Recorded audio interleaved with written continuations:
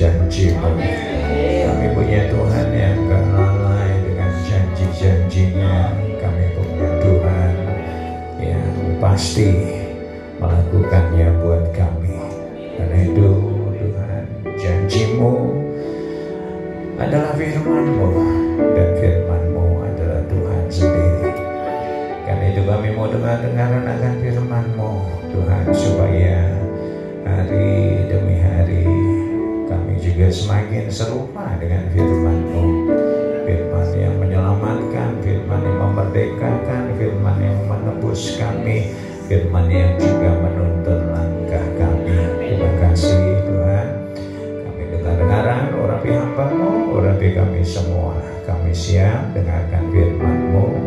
Kita yang siap bersama-sama kita katakan amin. Haleluya, puji Tuhan. Silakan duduk Bapak Ibu. Luar biasa sekali. Kita baca firman-Nya Matius 13 ayat 1 sampai dengan ayat yang ke-8. Matius 13 ayat 1 sampai dengan ayat yang ke-8. Saya 1, Bapak Ibu 2, demikian selanjutnya. Oke, yang sudah dapat siap-siap. Demikian firman-Nya, pada hari itu keluar Yesus dari rumah itu dan duduk di tepi danau. Saudara, 2, 3. Maka datanglah orang banyak berbondong-bondong lalu mengerumuni Dia sehingga Ia naik ke perahu dan duduk di situ. Sedangkan orang banyak semua berdiri di pantai. Kayaknya Pak Gembala sama Ibu aja nih yang doa yang baca. Oke, 3. Dan Ia mengucapkan banyak hal dalam perumpamaan kepada mereka. Katanya, ada seorang penabur yang keluar untuk menabur. Saudara, 4, 2, 3. Walau Ia menabur sebagian benih jatuh di pinggir jalan, lalu datang burung dan makannya sampai habis. 5. Sebagian jatuh di tanah yang berbatu-batu yang tidak banyak tanahnya, lalu benih itu pun segera tumbuh karena tanahnya tipis. 6.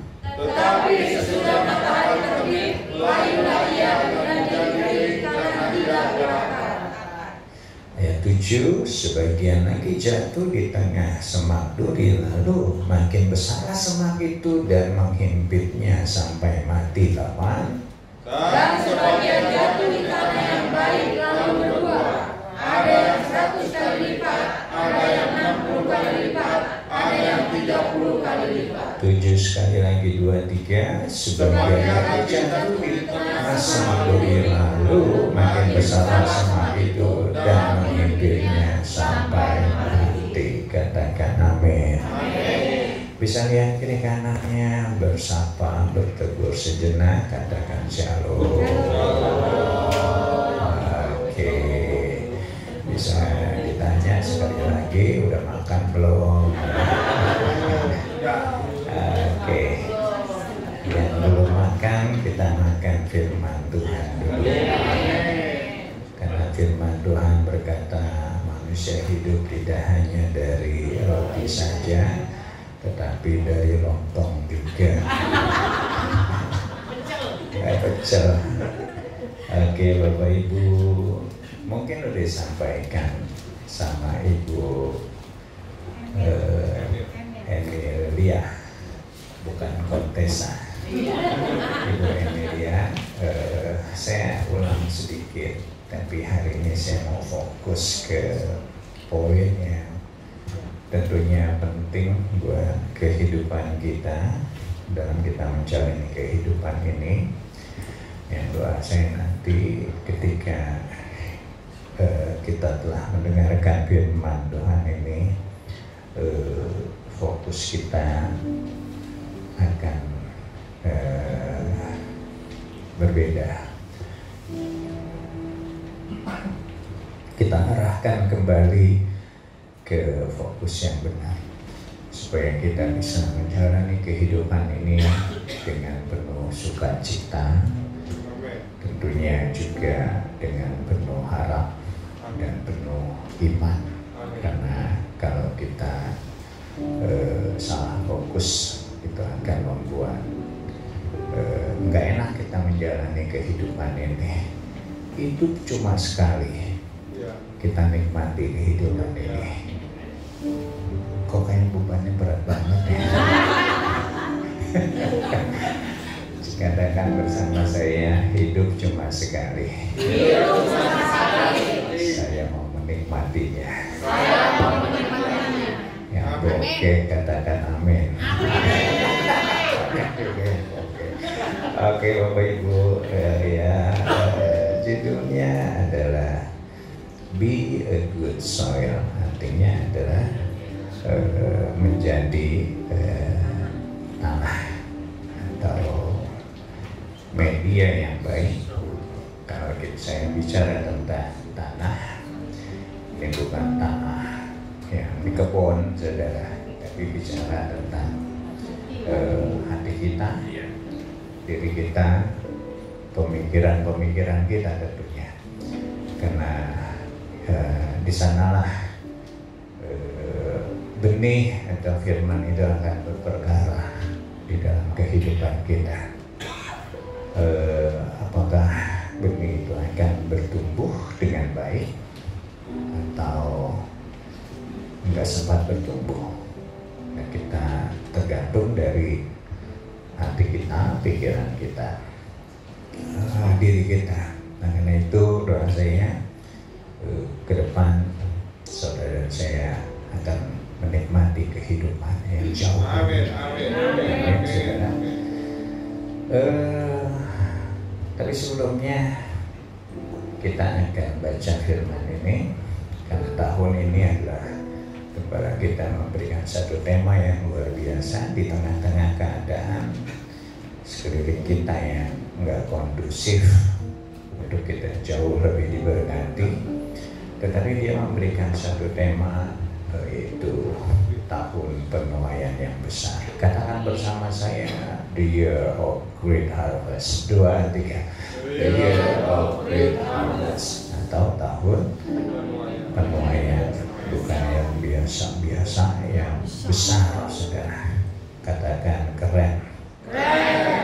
Nah, kita bersyukur bahwa saudara dan saya, Tuhan Yesus berbicara kepada kita, dikatakan melalui perumpamaan, karena dia hidupnya di zaman dulu yang masih banyak pertanian di sana sini. Dia memberikan satu perumpamaan yang berhubungan dengan tanaman.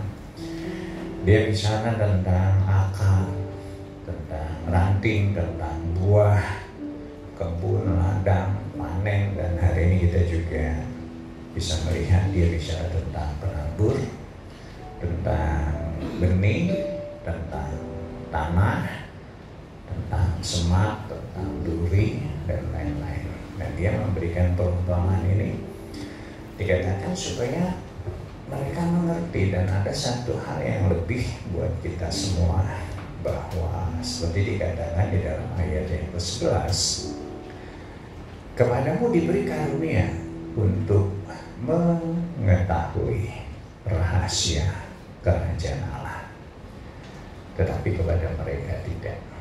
Kepada orang lain dia melalui perumpamaan, hanya sekedar perumpamaan saja supaya mudah dicerna. Tapi Tuhan Yesus memberikan satu yang khusus buat saudara dan saya, yaitu bukan sekedar perumpamaan. Perumpamaan itu lebih dalam lagi, dia memberikan penjelasan yang lebih dalam lagi kepada anak-anaknya supaya kita ngerti rahasia surga.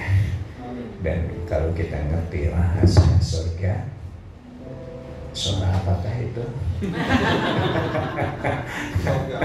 Rahasia surga, saya yakin orang lain nggak banyak mengerti tentang kehidupan ini. Saudara dan saya akan diberikan pengertian lebih. Amin. Katakan amin. Amin. Artinya ada hikmat ilahi yang nantinya akan tercurah atas kita semua. Nah, kita bersyukur bahwa kita adalah orang-orang yang sudah diberikan talenta, kemampuan, bakat masing-masing. Semua kita beda-beda, dan itu given, diberikan oleh Tuhan.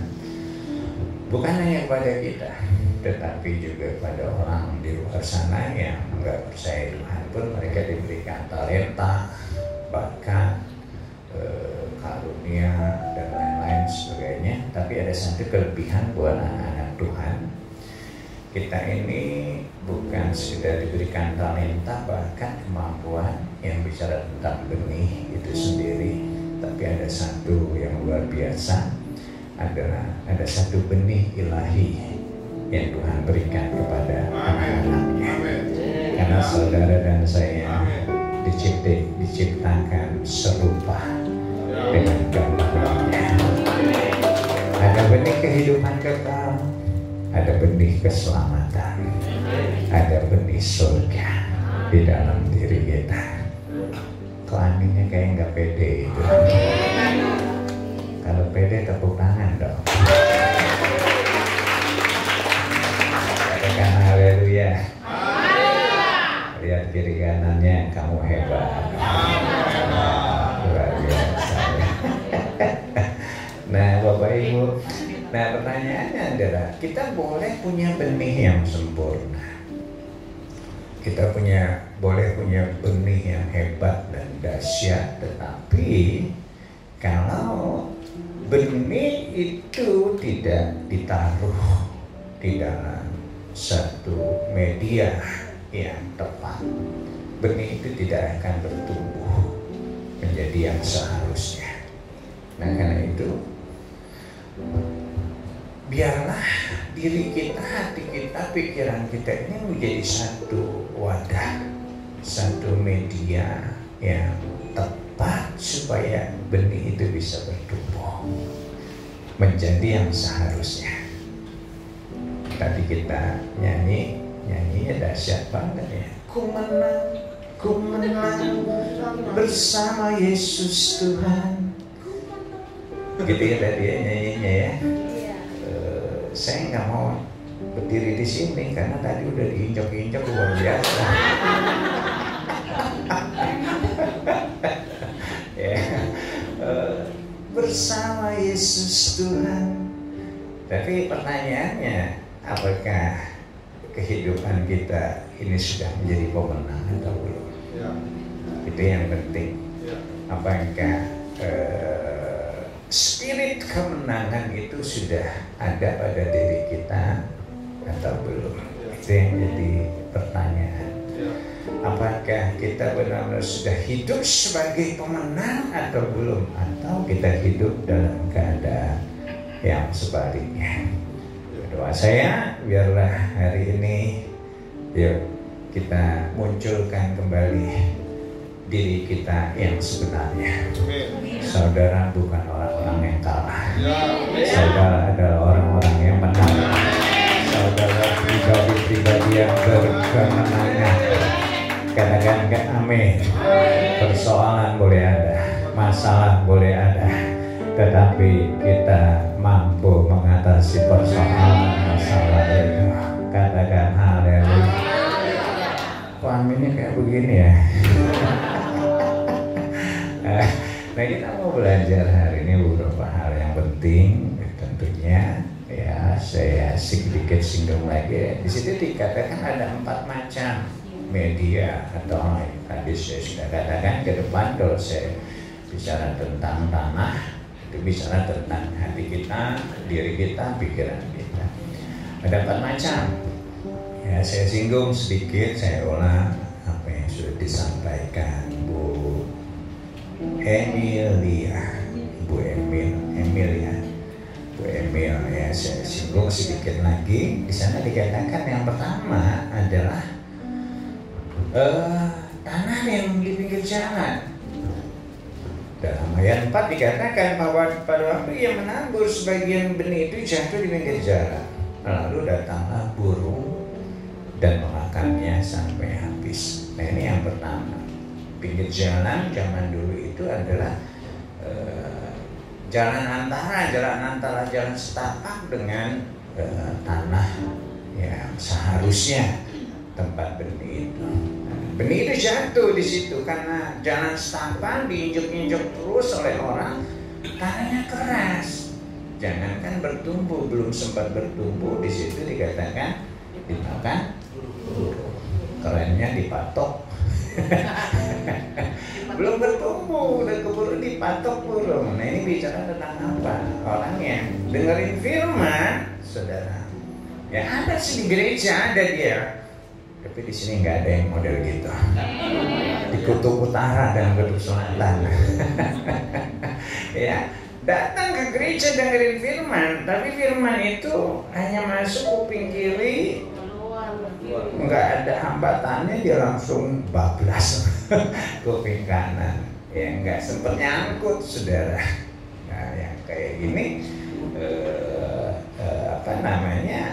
firman itu jangankan bertumbuh, nggak sempat bertumbuh, saudara. Nah, di sana dikatakan dalam ayat 19, dia dengerin firman tetapi nggak ngerti.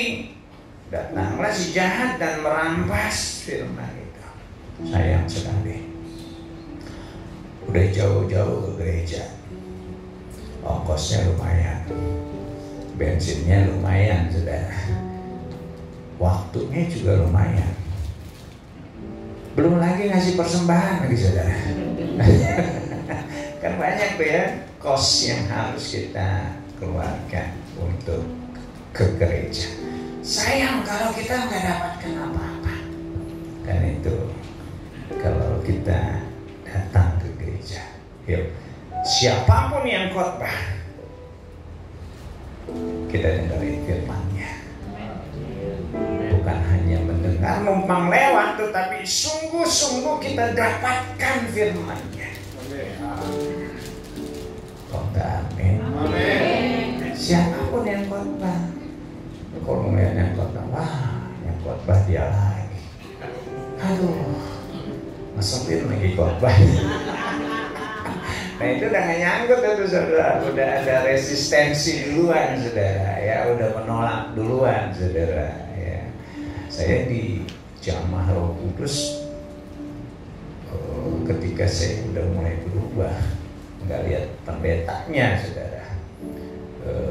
Tapi saya dengerin firman-Nya. Dan saya dijamah oleh Roh Kudus ketika ada satu pendeta yang khotbah. Kata orang bikin ngantuk khotbah. Tapi saya justru dijamah, saudara. Kok gak tepuk tangan sih? Kita sungguh-sungguh katakan amin. Ya, jangan kita buang-buang waktu tanpa kita mendapatkan sesuatu, saudara. Nah yang kedua, saudara, tanah apa? Yang kedua adalah tanah. Ayat yang kelima dikatakan sebagian lagi jatuh di tanah yang berbatu-batu. Nah, tidak banyak tanahnya, benih itu tumbuh, tapi karena tipis, ketika ada matahari kering, layu, atau hujan, dia terkikis tanahnya, layu, kering dan tidak berakar. Nah ini lebih baik, saudara. Sempat tumbuh, saudara. Begitu tumbuh menghadapi persoalan yang berat, panas, terik, kekeringan, termasuk kantong juga kering.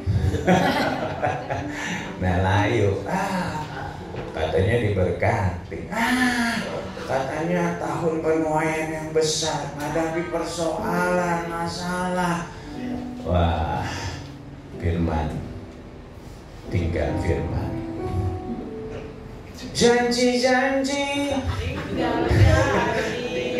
janji, udah lupa firman-Nya, saudara. Akhirnya layu, saudara, kering. Nah, jangan sampai kita juga yang seperti meningkat. Nah, saya ke yang ketiga agak fokus di sini karena ini yang seringkali banyak dialami oleh orang, saudara, termasuk gereja Tuhan. Ayat 7 dikatakan sebagian lagi jatuh di tanah semak duri, lalu makin besarlah semak itu dan menghimpitnya. Nah ini lebih baik lagi, dia bertumbuh, benih itu bertumbuh, tapi bertumbuhnya berbarengan dengan semak duri. Yang kalau dikatakan di dalam ayat yang ke-22 di sana dikatakan apa? Yaitu orang yang dengerin firman Tuhan, tapi membiarkan kekhawatiran dunia dan tipu daya kekayaan itu mencekik dirinya. Nah, saudara, bertumbuh tapi nggak kuat. ketika dia melihat sekelilingnya. Tahun ini adalah tahun penuaian yang besar, tapi ada kekhawatiran dunia. Mana mungkin? Enggak mungkin diberkati, enggak mungkin menuai. Khawatir. Efisiensi kata Pak Presiden. Tapi jalan-jalan. Ya, semua efisiensi. Wah, banyak yang mulai menjerit saudara. Enggak mungkin. Tapi doa saya yang ada di tempat ini, apapun yang terjadi sekeliling dunia, di sekeliling kita, tetap percaya janji Tuhan, janji yang pasti. Tadi kan bilangnya janji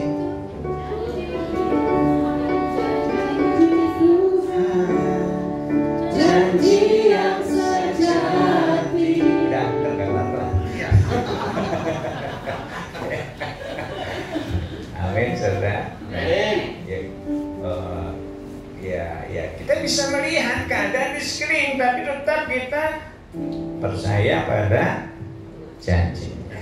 Yang ketiga adalah tanah yang bersemak duri mendengarkan firman Tuhan, tetapi terhimpit oleh kekhawatiran dunia dan penganiayaan. Ke depan akan ada himpitan-himpitan ini, tapi biar kita tetap tegar dan kita terus singkirkan setiap duri-duri yang ada di sekeliling kita, supaya apa? Benih itu tetap bertumbuh. Katakan amin. Amin. Di sini ada yang nggak pernah khawatir? Normal. Di sini ada yang kadang khawatir? Di sini siapa yang suka khawatir? Di sini siapa yang sering khawatir? Jujur, yang lain sok kudus. Ajar ya, namanya orang hidup, apalagi menghadapi tantangan, persoalan, bisa khawatir, saudara. Nah, kita akan belajar. Kita akan fokus di nomor 3 ini, karena saya yakin semua kita dalam perjalanan hidup ini ngalamin yang kayak gini dan kita nggak terlepas. Tapi biarlah, walaupun ada persoalan, kita ke depan ini bisa mengelola kekhawatiran itu. Amin. Amin, saudara. Coba lihat kiri kanannya, lihatlah wajah-wajah yang khawatir.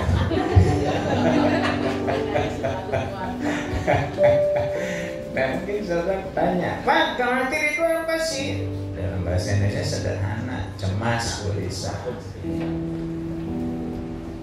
Ada lagunya, saudara. Saya selalu puasa. Iya, kalau anak saya biasanya jam 6 sore udah nyampe. Kalau sudah lewat dari jam 6 sore, saya khawatir apa yang terjadi di jalan. Haleluya. Jadi bahasa Indonesia khawatir itu apa sih? Gelisah ya. Ya. Ada lagunya, saudara. Resah dan gelisah menanti di sini.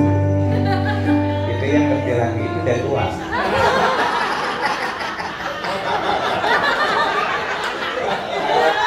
Kalau pemusik harus tahu. Iya.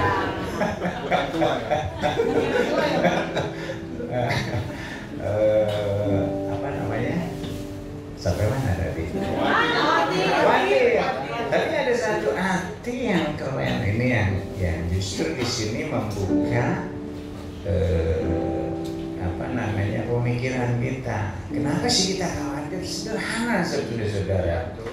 Khawatir itu dikatakan merimnau. Artinya adalah kita memperhatikan sepenuhnya, atau fokus sepenuhnya, atau berpikir sepenuhnya pada sesuatu.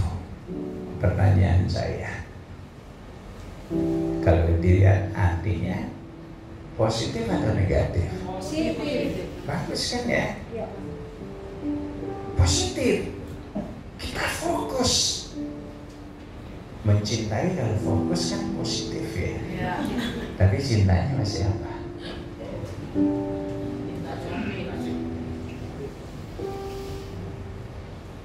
Nah, hari ini kita akan belajar satu kebenaran yang doa saya ke depan ketika kita menempatkan fokus yang benar. Segala sesuatu di sekeliling kita boleh buruk, tapi saya yakin kita akan tetap ada damai sejahtera. Katakan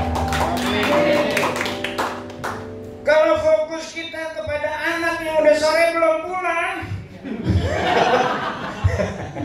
kita akan buat khawatir. Tapi kalau kita percaya Tuhan, kita fokus. Aku percaya penjagaan, perlindungan. Amin. Amin. Serahkanlah khawatirmu kepada Tuhan. Katakan haleluya. Waktu kita bisa fokus kepada Tuhan dan janjinya, saya yakin kita semua akan tetap memiliki damai sejahtera. Katakan haleluya. Mataku tertuju padamu,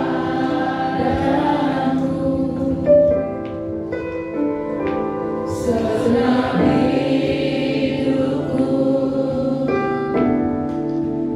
ku serahkan padamu.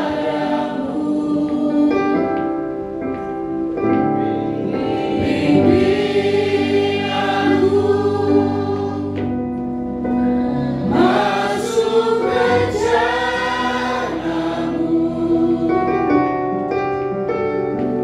Tuhan besarkan kerajaanmu. Ku mau mengikuti kehendak-Mu ya Bapa. Ku mau selalu menyenangkan hatimu. Katakan amin. Kan kita terbatas. Kita nggak bisa temenin anak kita terus. Pegang tangannya nggak bisa.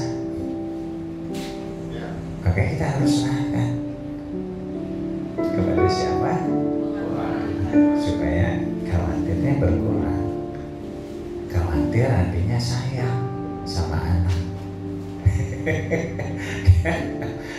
Ya, cuma kita juga terbatas. Tapi ada mata Tuhan yang tertuju kepada anak kita. Tangannya nggak kurang panjang untuk memegang tangan anak kita. Amin, saudara. Nah, ya kita belajar fokus kepada Tuhan, bukan kepada persoalan masalah. Nah, ada beberapa fokus yang salah sesuai dengan firman Tuhan yang membuat kita khawatir. Matius 6 ayat 25. Karena itu aku berkata kepadamu, janganlah khawatir akan hidupmu, akan apa yang hendak kamu makan atau minum, dan janganlah khawatir akan tubuhmu, apa yang hendak kamu pakai. Bukankah hidup ini lebih penting daripada makanan, dan tubuh lebih penting daripada pakaian? Nah, ini yang pertama, saudara. Kenapa kita khawatir? Karena kita salah fokus. Fokusnya kepada apa? Kehidupan kita sehari-hari, kepada makanan, kepada minuman, apa yang kita pakai. Pernah nggak ada yang berpikir, waduh, duit habis minggu depan makan apa ya? Ada yang pernah? Tuhan, di sini kok diberkati semuanya. Ada yang pernah mikir, aduh bulan depan bisa makan kayak? Ada nggak? Ada angkat tangan. Pernah ya, pasti ya. Saya pun pernah. Nah, ketika kita fokus nggak bisa makan, nanti kekhawatiran akan turun. Nah, karena itu hari ini kalau burung-burung di udara aja dipelihara, rumput di padang didandani, masa sih kita kagak makan?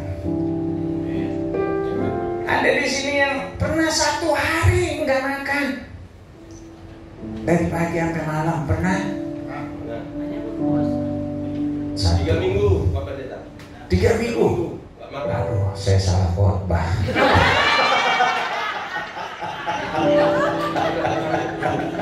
Ya. Ini contoh. Tapi dari saya khotbah udah berapa kali, baru ini sampai. Luar biasa Bapak. Keren banget. Sejenis Tuhan Yesus. Cuma belum 40 hari ya.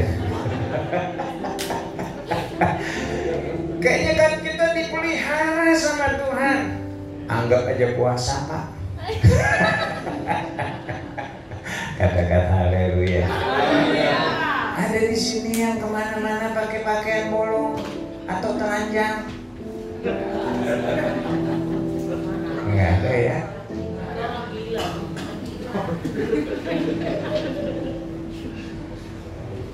Itu mah kulitnya dekil, rambutnya gimbal. Hari ini kita terpelihara. Nah, makanya yuk ke depan jangan kita khawatir. Amin. Katakan amin. Amin. Katakan rugi gitu. Rugi. Lihat kiri kanan, hidup cuma sekali. Kita nikmati. Katakan amin. Berikan tepuk tangan. Makanan mulu dipikir. Jadi saya bilang makanan itu bikin hidup nggak jelas. Contohnya gini, sukanya ngemil, kebiasaannya jajan.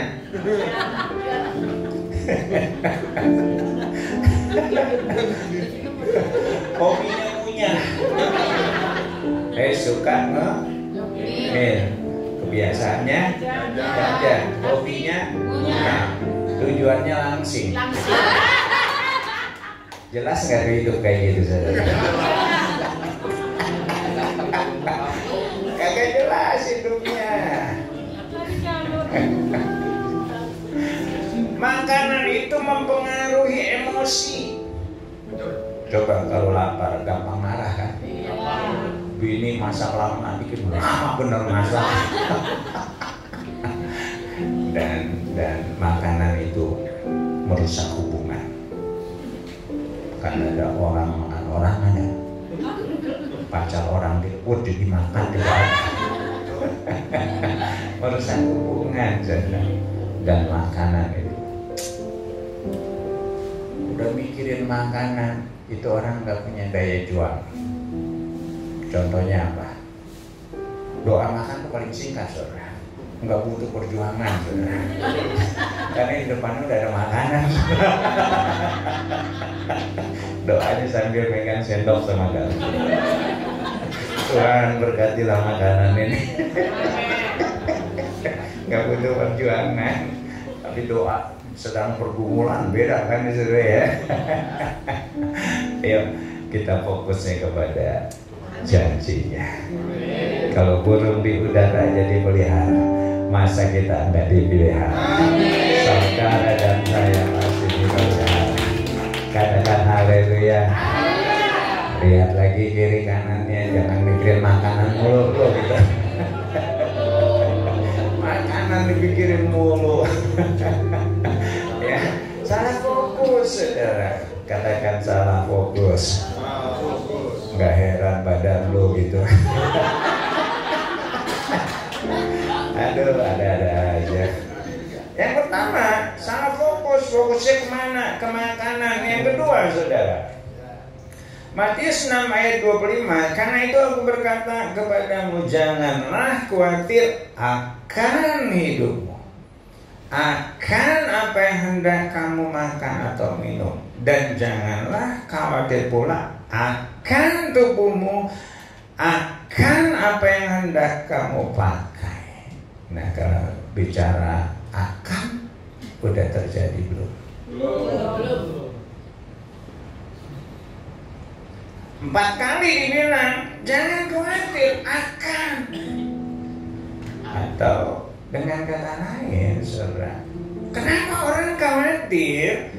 Karena dia fokusnya pada masa depan. Pak, nggak boleh menata masa depan. Sangat boleh dan harus ditata, dipersiapkan. Pak, apakah nggak boleh mempersiapkan segala sesuatu buat masa depan? Harus dong.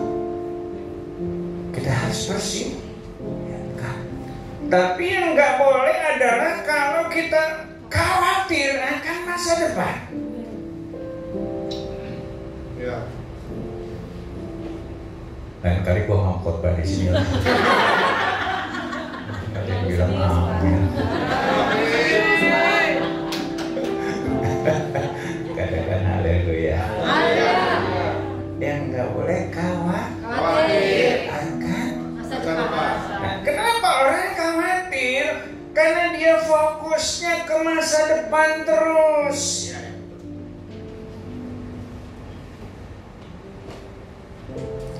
Tubuh kita ini hidup pada saat ini.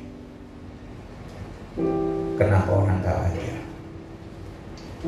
Hidupnya saat ini, pikirannya ke masa depan. Nah, ini yang bikin orang khawatir. Satu perkara yang harus kita pegang, Tuhan tahu rancangan-rancangan buat hidup kita. Dia mempersiapkan masa depan yang penuh dengan pengharapan. Katakan amin. Nah, kita serahkan masa depan kepada Tuhan. Nah, firman-Nya juga berkata, kesusahan sehari cukuplah untuk sehari. Yang besok urusan besok. Ya, kita nikmati hari ini dengan penuh sukacita. Lihat lagi kiri kanannya. Yang ngelemut dicubit. Tapi jangan bini orang dicubit ya. Katakan haleluya. Yuk kita belajar. Serahkan masa depan kita kepada Tuhan. Kan Dia yang pegang masa depan kita. Jadi kita khawatir akan masa depan itu kayak orang sedang sekolah SD tapi mikirin ujian SMA. Nyambung nggak? Belum sanggup pikirannya. Mumet. Apalagi udah matematika. Aduh, ampun. Deh. Masa depan itu seperti sepiring tempe, tidak ada yang tahu. Yang tahu hanya Tuhan kita. Amin. Tapi kita bisa memprediksi masa depan kita dengan cara apa? Mempersiapkan yang terbaik. Kita tata, kita kelola dari sekarang. Apa sih yang dibutuhkan buat masa depan itu aja. Kita nggak usah kuat. Katakan amin. Seorang janda di Sidon, saudara, nggak punya apa-apa, tinggal segenggam tepung makanan dia hari itu. Besok nggak tahu. Udah tinggal segenggam tepung, tiba-tiba si Elia nongol lagi. Bukan nongol bawa makanan, minta makanan, saudara.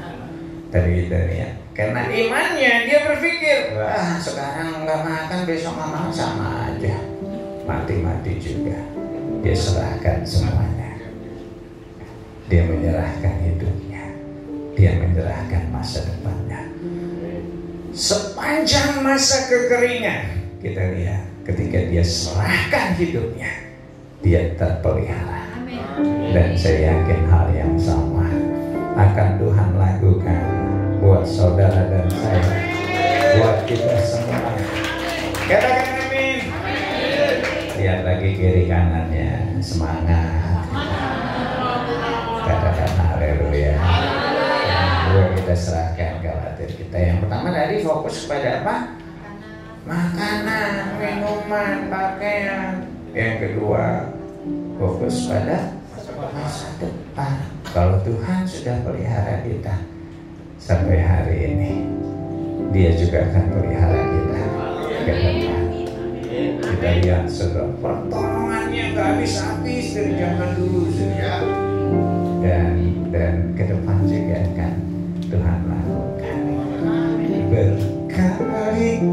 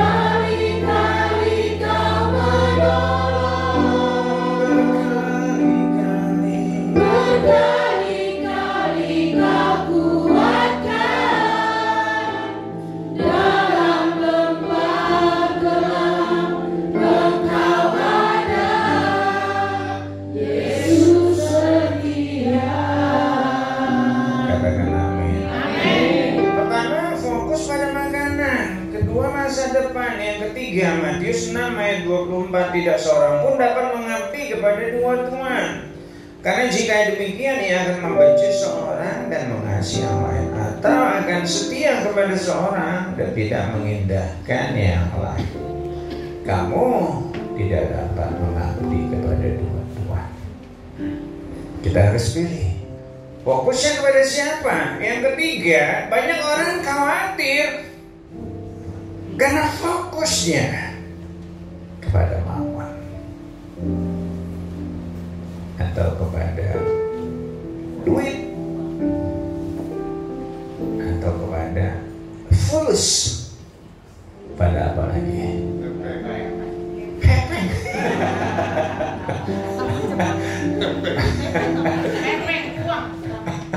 Pada harta benda. Kita harus tahu bahwa yang namanya harta benda itu akan habis oleh ngengat dan kala, atau hanya sementara, fana saudara. Tapi janji Tuhan adalah kekal. Amin. Amin saudara. Nah, karena itu kita harus fokus kepada yang tidak hilang, yang kekal. Duit cepat hilang, betul gak saudara? Betul. Cepat luntur. Pagi warnanya merah, siang berubah jadi biru, sore jadi hijau, malam ungu, tengah malam gelap. Makin berkurang saudara. Uang itu benda padat yang paling cepat menguap. Lebih cepat dari air, saudara. Tadi pagi juga saya katakan, uang itu mencuri cinta. Cinta tidak mengenal warna kulit, tapi mengenal warna duit.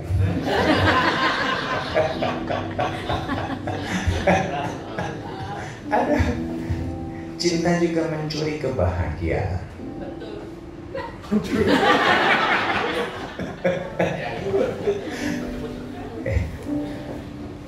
Cinta mencuri kebahagiaan, duit mencuri.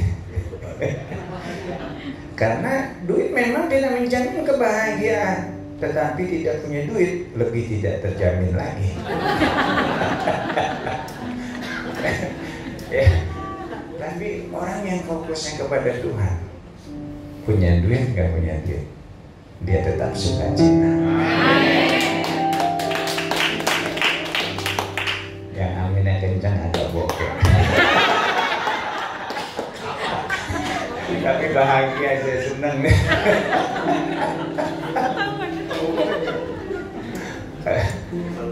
Duit juga bikin sakit mata. Jadi merah.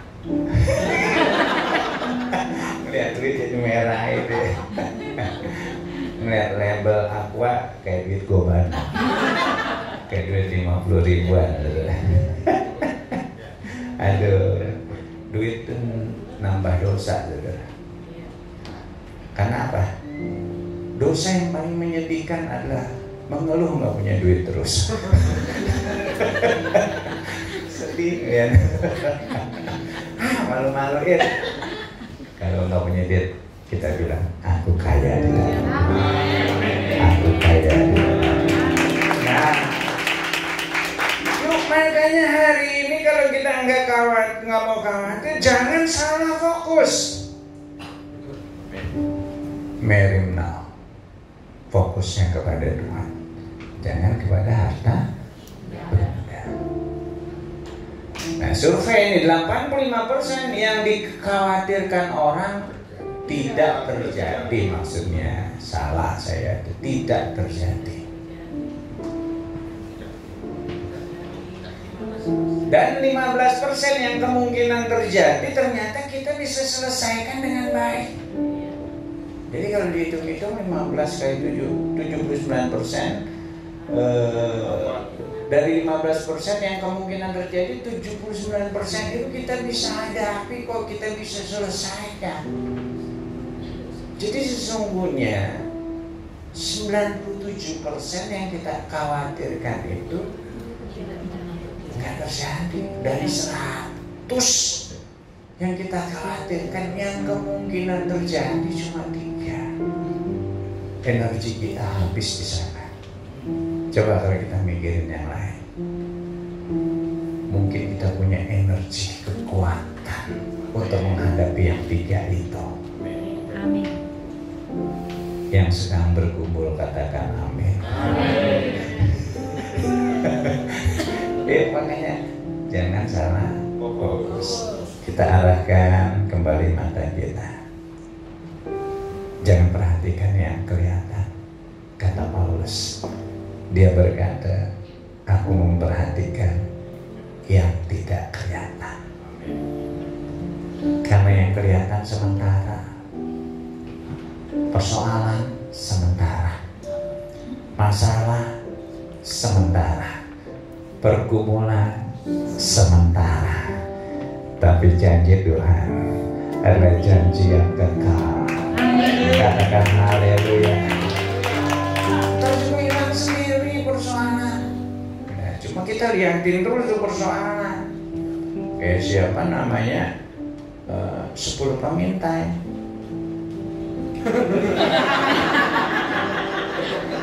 Gak apa-apa, lerek aja. Kalian mau gantiin saya khotbah. Mana ada dia? 10 pengintai. Dia liatin tuh musuhnya. Jadi makin lama kayak makin gede, saudara. Makin gede. Dan dia bilang, kita seperti belalang kecil, persoalannya gede. Jadi beda. Yosua dan Kaleb, dia liatin Tuhan yang gede. Bukan gede. Gede dia liatin. Persoalannya kecil, musuhnya kecil. Makanya dia bisa masuk tanah perjanjian. Tiap hari ini kita lihat Tuhan kita. Katakan amin. Yang mau katakan amin. Yang mau berikan tepuk tangan. Yuk, yang muda-muda nih Yusril, perjalanan perjuanganmu masih panjang ke depan. Jangan ikutin yang tua-tua. Pikirannya pada mengkerut. Hiduplah penuh dengan sukacita. Amin. Jangan mikirin jodoh. Jodoh mah gak kemana-mana. Cuma saingannya aja yang dimana-mana. Jangan takut, pasti kamu dapat yang terbaik. Katakan haleluya. Aduh, ada-ada aja. Ya, yang jomblo, yang sekarang masih jomblo, udah jangan khawatir. Katakan jangan khawatir. Jangan khawatir. Jomblo gak usah malu. Bukan berarti gak laku. Bukan, cuma belum ada yang mau. Nanti pasti ada yang mau. Wah, yang penting kita punya karakter Kristus. Katakan keren. Luar biasa. Siapa yang mau khawatir? Kasih normal. Ya, kita hidup penuh dengan sukacita, damai sejahtera. Bukan berarti saya tidak menganggap yang udah umur. Yuk, di sisa hidup kita yang dikit, kita hidup penuh dengan sukacita. Amin. Jangan tambahin lagi kerutan di Cidar. Ya, kita nikmati kehidupan ini. Ya, karena persoalan pasti bukankah Tuhan kita juga ada bersama-sama dengan kita. Amin. Kok nggak berdiri? Udah selesai khotbahnya. Berkali-kali kau menolong, berkali-kali kau kuatkan dalam rasa sakit. Engkau ada, Yesus setia.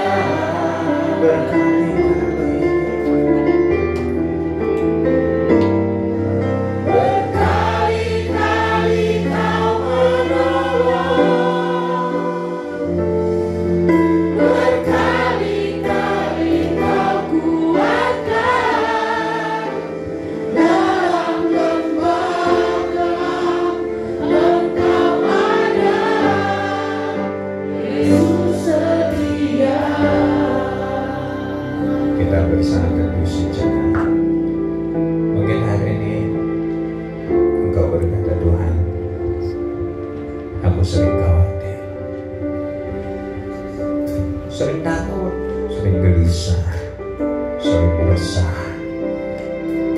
Mungkin selama ini fokus kita salah.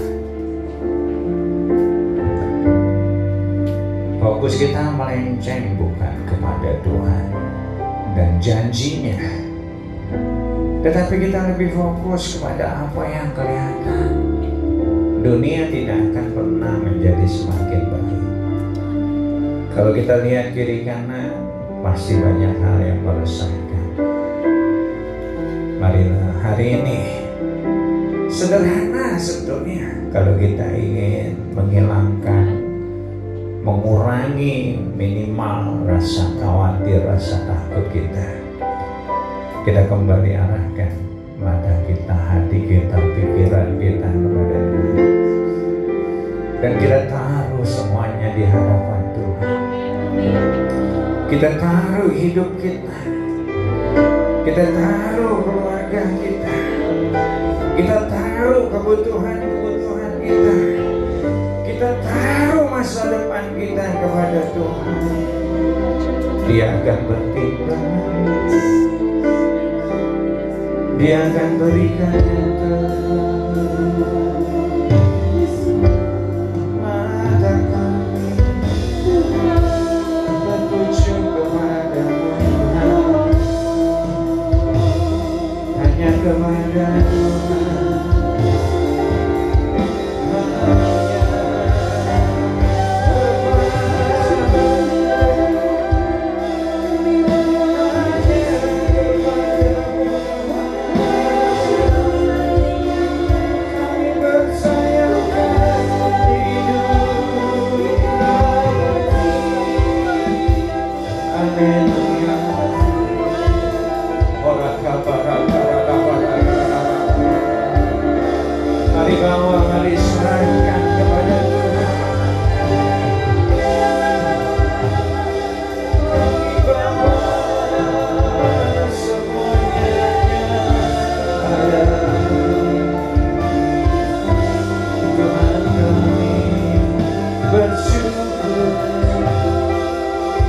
Engkaulah yang jamin hidup kami. Engkaulah yang memilihkan setiap masuk. Haleluya, kami bersyukur. Kami mau belajar percaya lebih lagi pada janji. Kami pandang Tuhan lebih dari kemarin. Kami fokuskan hidup pada Tuhan lebih dari hari-hari yang lalu. Kami mau nikmati kehidupan ini dengan penuh sukacita. Dan kami mau pastikan hati kami, pikiran kami, diri kami menjadi tanah yang subur buat firman. Sehingga walaupun ada duri sekeliling kami, benih itu akan terus bertumbuh jauh lebih kuat dibanding duri-duri. Tuhan, terima kasih. Kami mau singkirkan semua dan kami mau fokus padamu. Kau berkati anak-anakmu, pekerjaan mereka, usaha mereka, sekolah, kuliah mereka, Tuhan berkati.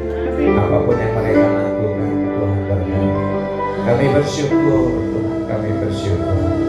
Pimpin perjalanan mereka ke depan di tengah-tengah dunia yang semakin gelap. Biar firman-Mu yang menjadi pelita buat hidup mereka. Terima kasih Tuhan, kami angkat tangan kami terima berkat-Mu. Pulanglah dan biar kiranya berkat damai sejahtera yang melimpah dari Allah Bapa, kasih dan cinta Tuhan Yesus, persekutuan, pertolongan, perlindungan dan kuasa dari Allah Kudus menyertai-Mu mulai hari ini bahkan sampai selamanya. Yang percaya bersama katakan selamat siang. Tuhan Yesus memberkati Bapak Ibu semuanya.